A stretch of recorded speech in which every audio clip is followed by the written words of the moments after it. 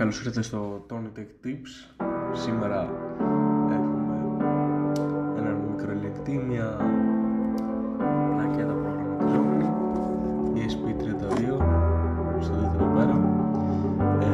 Προτίμησα το ESP32 και όχι Arduino γιατί είναι πιο γρήγορο, έχει πιο γρήγορο επεξεργαστή, έχει Wi-Fi, Bluetooth, έχει περισσότερα ποδαράκια.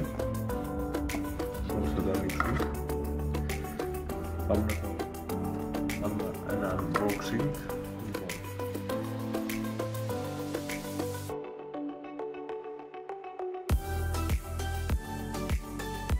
Του και εδώ έχουμε S2 Dead Kit. Wow, έχει περισσότερα pins.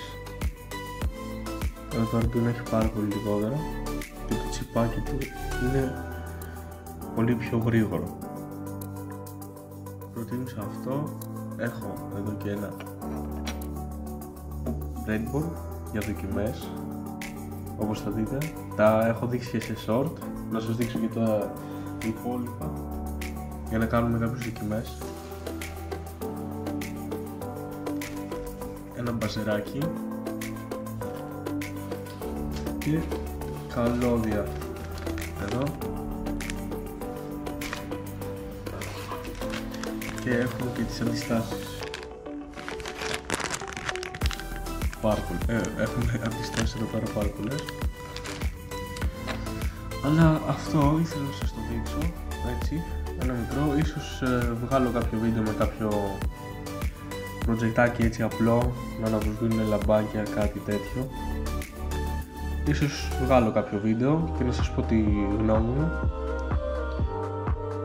Είχα ξαναδουλέψει για λίγο καιρό με μια πιο παλιά πλακέτα από αυτή, χωρίς Wi-Fi και Bluetooth.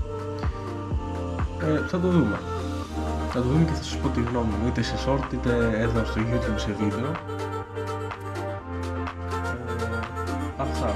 Ελπίζω να κάνουμε και άλλα πιο τεχνολογικά βίντεο, να έχουμε πάρα πολύ τεχνολογία να δείξουμε στο κανάλι. Και τα λέμε στο επόμενο βίντεο, Tony Tech Tips.